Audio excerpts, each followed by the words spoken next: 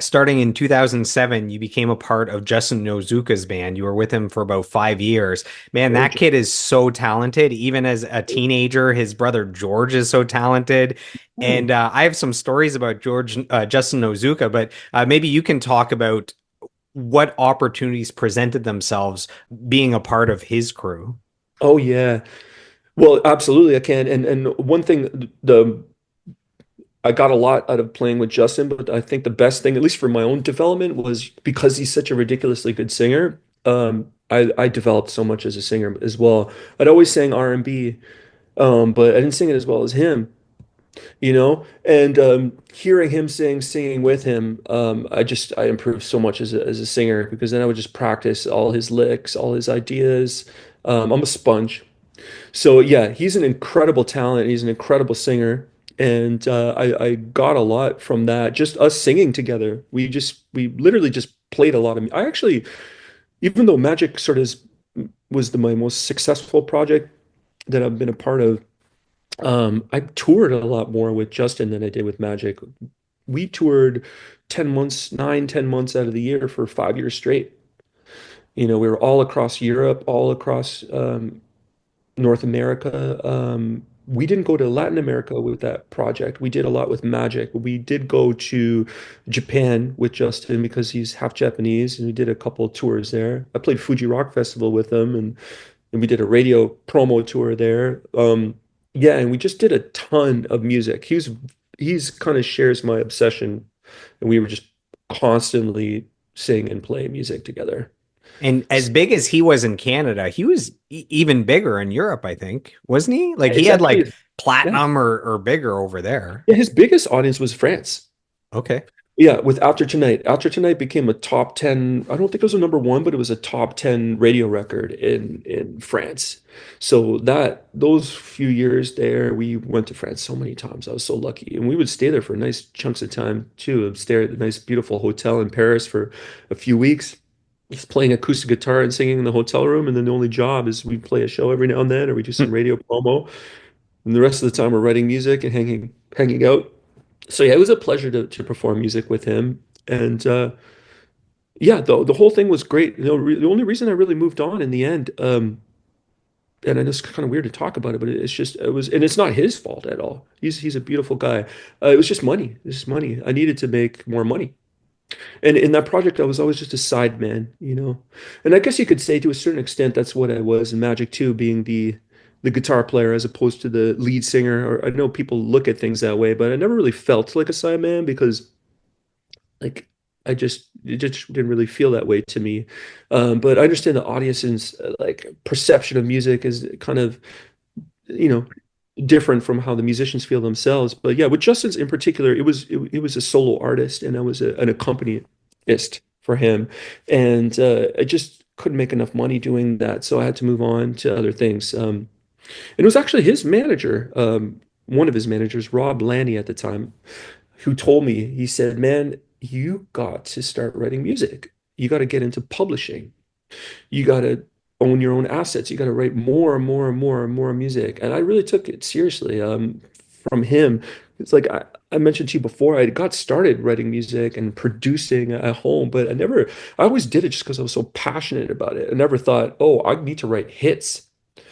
I need to write income earning hit songs that make me money. Like that thought never even crossed my mind. But then when he told me to do it, then that was all I needed was that him saying, you gotta do that. Like, and I just did it. I went full throttle into that. Well, Rob and Arnold Lanny at Coalition Music, I mean, the success that those guys have had, I mean, they're kind of the origin story for all these massive Canadian bands. So to hear them say something, you should probably listen.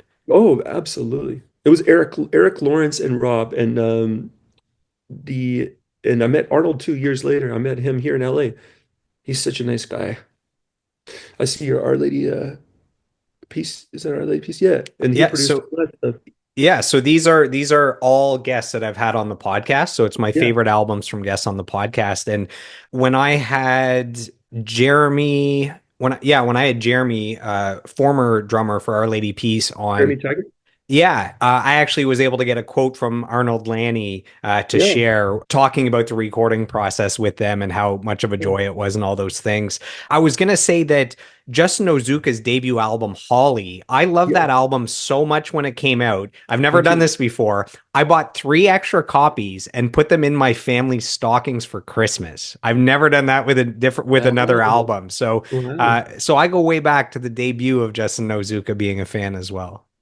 Man, I agree with you. I had nothing to do with that album. I joined the band after it was done, but that album was amazing. And yeah, also shout out to my buddy Bill Bell, who absolutely crushed the production on that album. Bill is another amazing musician, and he's an amazing producer. I learned a lot from Bill too, and he really helped Justin big time early on, because that sound on that first album is I think he just got it. They just got it perfect to get Just together. warm, just like a Yeah, they didn't even warm, natural sounding. an acoustic. It's hard to do that. Some people's like that was kind of during the acoustic soul genre when that was still a thing, but he really nailed that. And a lot of people have trouble doing that, but they nailed that.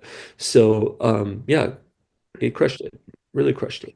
So there's a few times where we might have crossed paths without knowing each other, and one of them is there was a year where I worked at the Junos, and my job was to greet the talent as they arrived at the Oh, arena, bring them to their backstage hangout area, and then bring them to the stage when they're supposed to perform.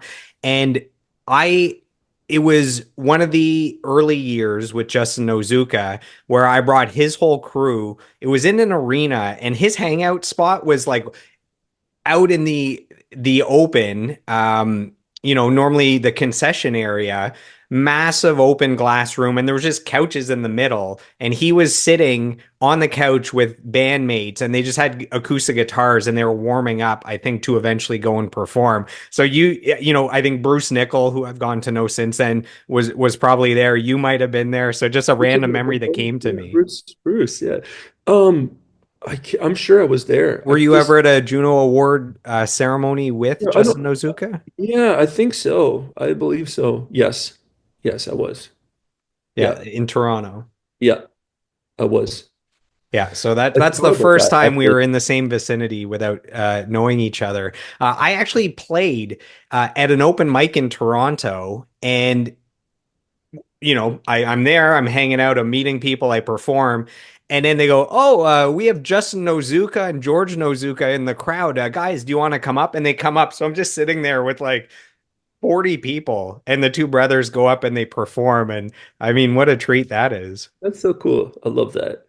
Yeah, I love George too. I produced a lot of songs for George. I'm not sure if I mentioned that to you, yeah, but yeah, I did a lot of songs for him. Like, I don't know, some like 10 songs I produced for him. Yep, he's my good buddy, and he's a talented dude himself. A wonderful, wonderful guy, and just super great singer too. Like yeah, love that guy.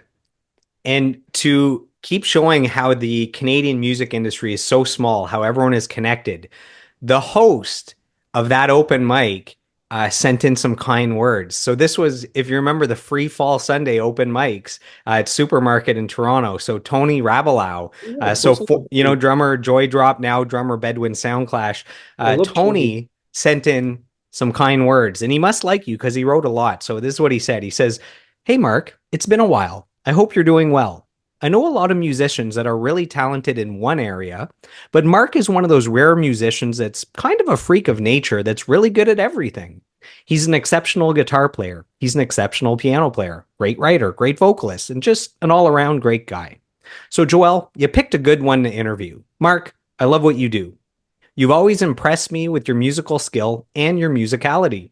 You've really got something special there, brother. Mad respect. I look forward to seeing more magic and more of what you do. Cheers. Be well, gentlemen. Please say hello to your magic brothers for me." So that's from Tony. Oh my God, that's so sweet. I love that guy. He's super talented himself. I'm so flattered with these. That's nice of you to do that, where you ask people to say something. And wow, like I was not expecting to hear that. I love Tony and I love his playing, and he's awesome. And everything he said about me, I could say about him. So that's so sweet that he said that. That's really cool. Yeah, I loved even before I met him. He didn't even know me yet. I used to go watch him play a lot. And my buddy Ben is also the bass player Magic is also really good friends with Tony. Tony's legendary, so like we yeah, I've seen him play it like so many times over the years, and he's always just crushed it. He's super musical, man.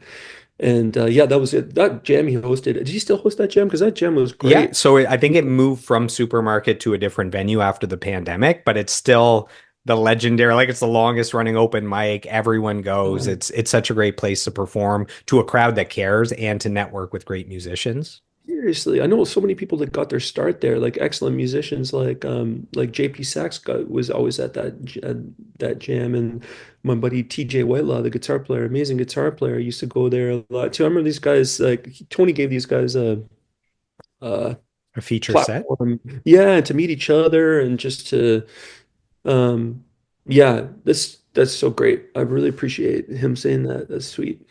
I'm fortunate that Bedouin Soundclash is super popular in Ottawa, so they come Yeah. pretty frequently. So they were headlining the Dragon Boat Festival here a few summers ago. So I was able to go out and say hi and take a picture and hang out with him a little bit. So Yeah, those it's they're good to dope, see man. Tony in Ottawa. They were here at the Bronson Center not long ago either. Nice, nice. Yeah, that's great.